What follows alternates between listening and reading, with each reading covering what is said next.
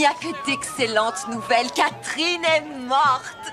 Et moi, je suis de nouveau enceinte. Oui, je porte en moi le fils de notre roi.